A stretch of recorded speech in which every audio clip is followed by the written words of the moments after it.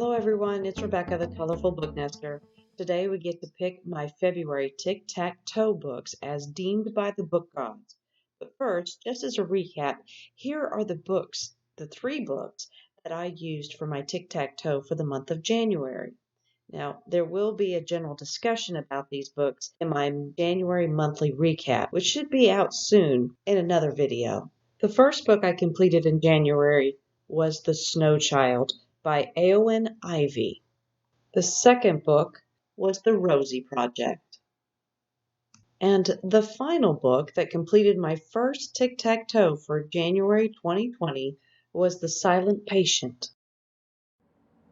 So now it is time to set up for the February tic-tac-toe. So I'm going to do the very same thing that I did in January.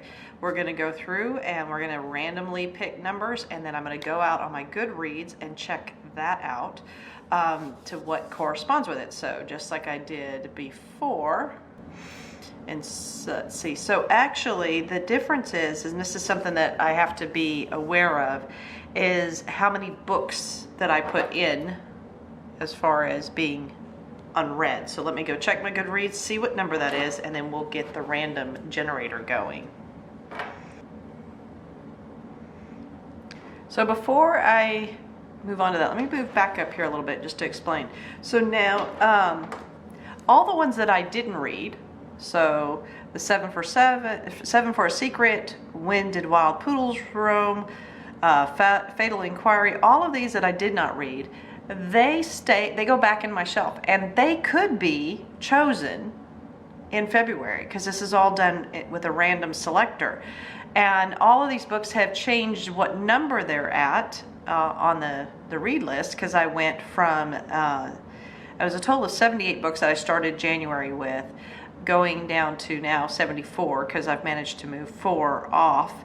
So with that, I now could possibly regenerate these, which is fine, because the whole idea is that eventually at some point, you know, I'm going to have the option to read all of them, and I have to make a decision. So since I was very happy with this January's choices that got me a tic-tac-toe,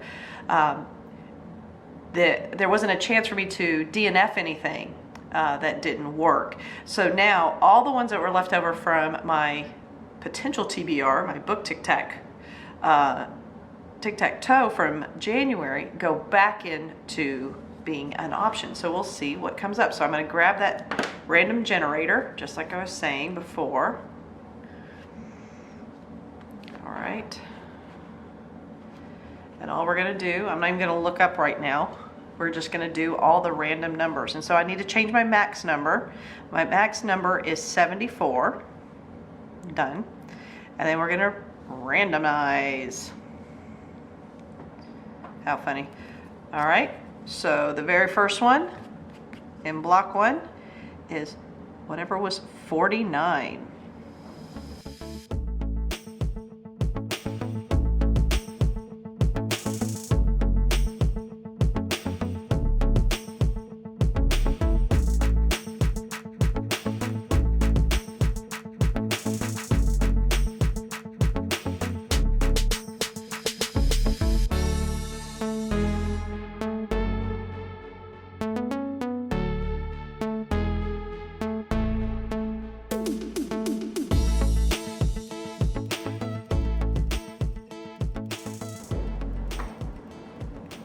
All right, so now I go over to my Goodreads and I go to see what number, the first one we're looking for is number 49. Interesting, because for some reason I didn't think I had this book. Hold on a second, let me go make sure I have this book.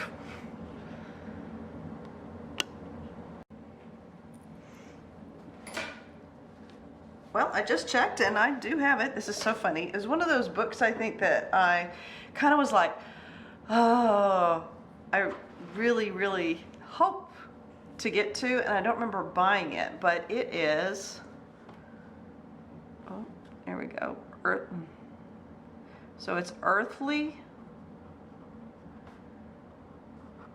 Joys, and that is by Philippa Gregory.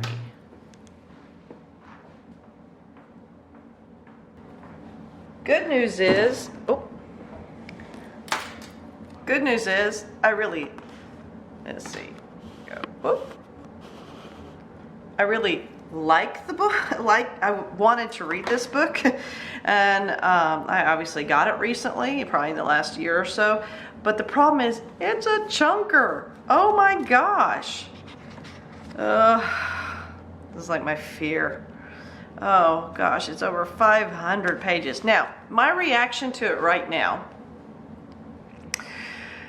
is that with me having that type of reaction, it kind of tells me about, like, would I ever read this book?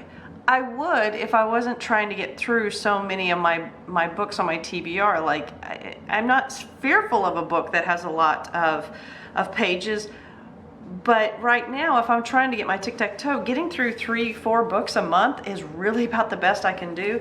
And this one's a pretty long one. So, but I also am really excited because I have been wanting to start this series.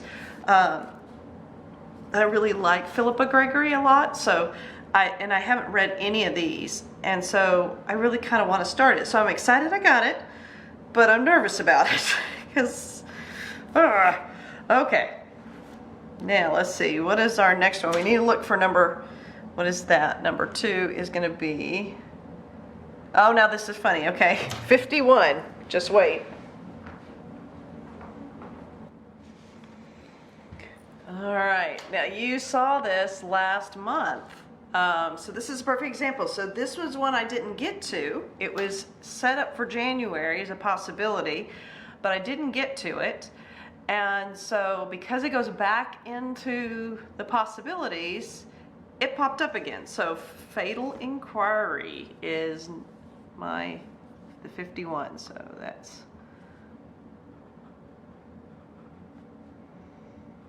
and all right. So very happy about that. Perfectly happy about that. That is just great. Now I go find number 71.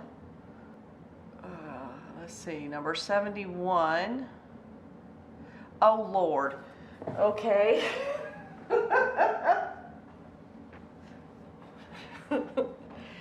All right, there's number 71.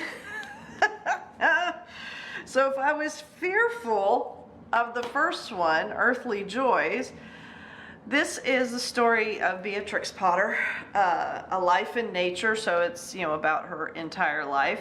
I've been wanting to do a Beatrix Potter read for a while. I wanted a really good biography, and wow. But if I was fearful of the first one, oh my God. So, let's see, how many pages do we have? How many? Oh, good. There's a lot of, oh, goody. There's a whole lot of, like, references. The index is huge. Okay, this might not be, oh, and then the references. Oh, this is looking good. Okay. Woo, feeling better. We're still on notes. Oh, wow. Okay. More notes, epilogue, reflections, okay, so the actual book, what is this? Oh, Lord. Let me see. How's this split up? Okay, we're going to go, I probably would read the epilogue, right? Because we need to know afterwards. So, well, this one's is a little less. It is 447 pages of reading. Thank goodness it has that much in notes and references. So that's Beatrix Potter, A Life in Nature as another possibility. Oh, I hope they're not all my big giant chunkers. That would be really, really challenging. All right, so we've got, all right. Okay. All right, now we are on to, oh God, this is really interesting just to see where this is going to take me. All right, now we're looking for number 26, so it's this one right here. Let's see what that one's going to be. Oh! Yay! All right, I love myself some Sherlock and Holmes. Or Sherlock and Holmes. I keep doing that. Sherlock Holmes. And this one is a version, a study in Charlotte. I've heard really good things about this. This is a nice, good size, appropriate size, hopefully a fast-paced book as well. Very pretty cover. So a study in Charlotte is my next option.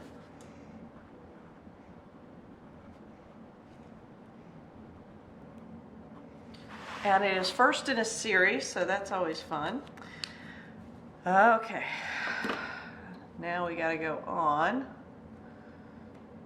And we're looking for this one, which is number 35. Number 30, oh Lord.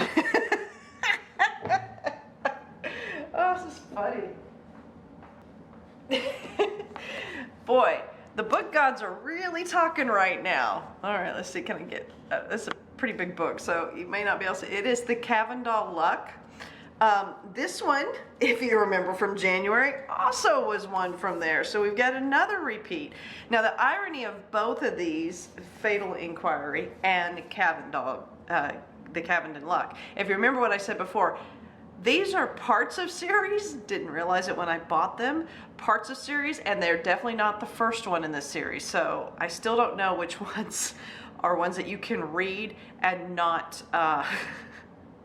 and is it okay if I haven't read the previous ones? So, but the book gods are laughing pretty hard here. So the Cavender Luck is my number. Oh, and it's the one in the middle too. Ah, sheesh. I don't think this one's going to be as easy to make a tic-tac-toe as I thought. All right, let's go see what number 24 is. So this is what I think is so fun about doing this. It is like seeing your books all over again, and then I love having 9 books to choose from. All right, what are we looking for? We're looking for number 24. Number 24 is, ooh, interesting. Ooh.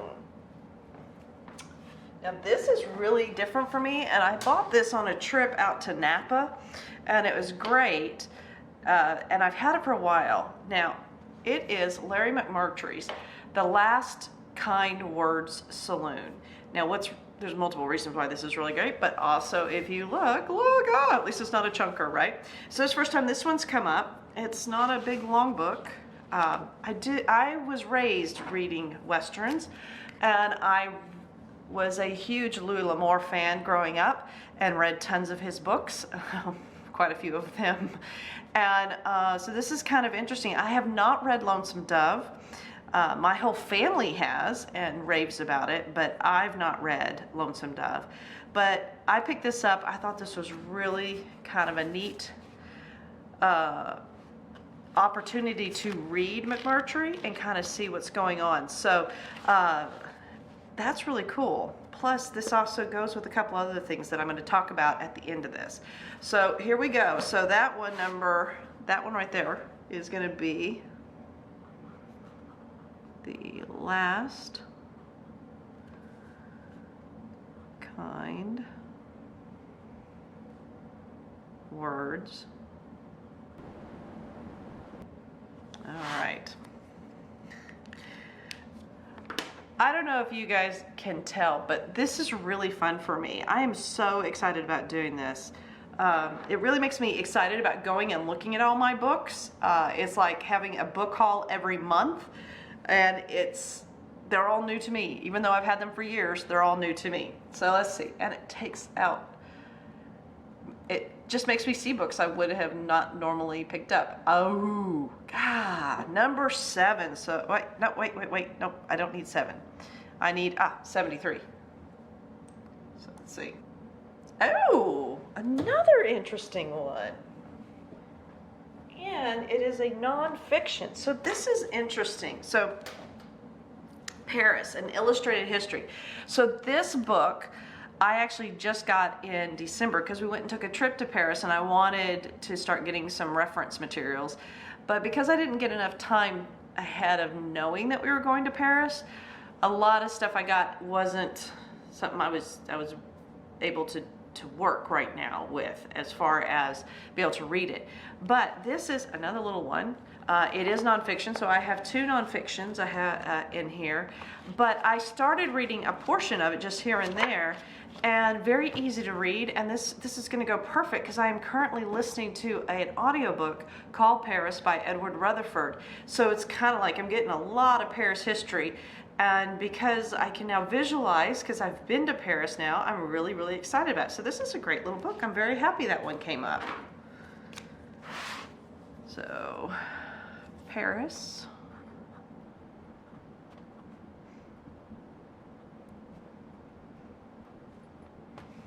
All right. Very exciting. Let's go now. We're on to looking up number 33.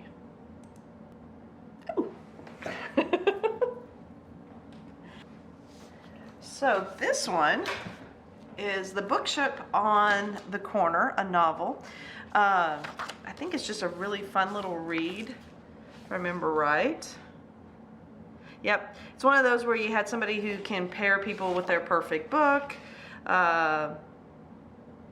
She was a librarian in Hectic City, but now the job she loved is no more. So she was a librarian, and then she had to move, and then eventually she has a little mobile bookshop. Yeah.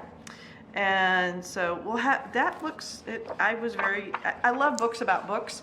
So this is fantastic, and that's kind of a lighter read than some of my other ones. So The Bookshop in the Corner is an option. All right.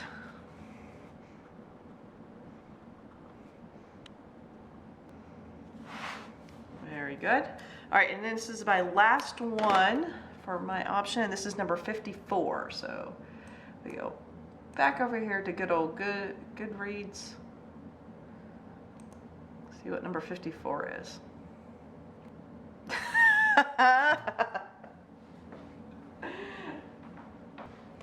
All right, so 7 for a Secret. This was also a pick by the Book Gods and my Book Tic Tac Toe last month in January, which I didn't get to. So my example of saying that, you know, they all go back in as an option has definitely shown up again. So 7 for a Secret, it should be the second one in the Lindsay Fay, The Gods of Gotham. Love Gods of Gotham, really enjoyed it, enjoyed Lindsay Fay's writing, and so very excited this is back on again, but it is quite funny that it is once again. So now I've had 3 repeats from last month show up on my random generated listing here. So 7 for a Secret. So there you have it, the 9 books that the Book Gods have deemed I need to read in February. Now, granted, I'm only going to be reading 3, at least I hope it's only 3, but making a tic-tac-toe might be a bit of a challenge. Not only are there some big chunkers in this list, it's also how they fell. It's not going to be easy 3 in a row for me. Definitely not. So I better get myself going. This is a little bit shorter of a month, though we do have that extra day of the 29th this year, which is fabulous. But I've got a lot of pages to get turning, don't I? And here I am always telling you, keep turning those pages. Thanks for checking in, and until next time, bye for now.